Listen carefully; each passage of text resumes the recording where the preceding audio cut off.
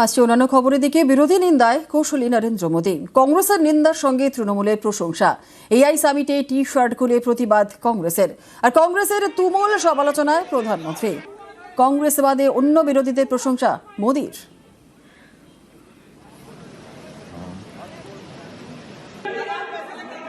दिल्ली में जो हुआ क्या उसमें कोई टीएमसी के लोगों ने पाप किया है? नहीं किया है।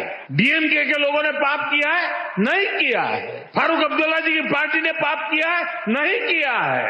सिर्फ और सिर्फ सरफरे नेता, कांग्रेस के बेलगाम नेता देश को तबाह करने पर तुले हुए। अगर आपको प्रधानमंत्री की कुर्सी पर बैठना है तो पहले आपको जनता के दिल जीतने पड़ेंगे। ঠিকই হয়েছিল গত শুক্রবার ভারত মণ্ডপমে এআই সামিটে টি শার্ট খুলে বিক্ষোভ যুব কংগ্রেসের। ভারত আমেরিকা বাণিজ্য চুক্তির প্রসঙ্গ টেনে তাঁদের দাবি প্রধানমন্ত্রী নরেন্দ্র মোদী আপোষ করেছেন। পরিস্থিতি নিয়ন্ত্রণে আনে নিরাপত্তারক্ষীরা, বেশ কয়েকজনকে আটকও করা হয়।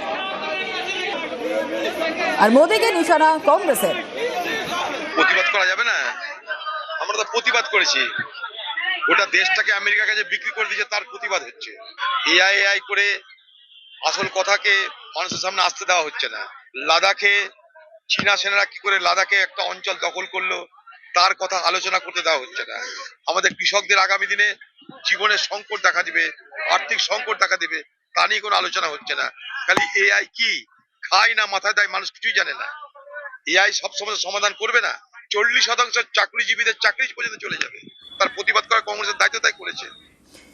বিরোধী শক্তি ঐক্যবদ্ধই থাকবে, প্রতিক্রিয়া তৃণমূলের।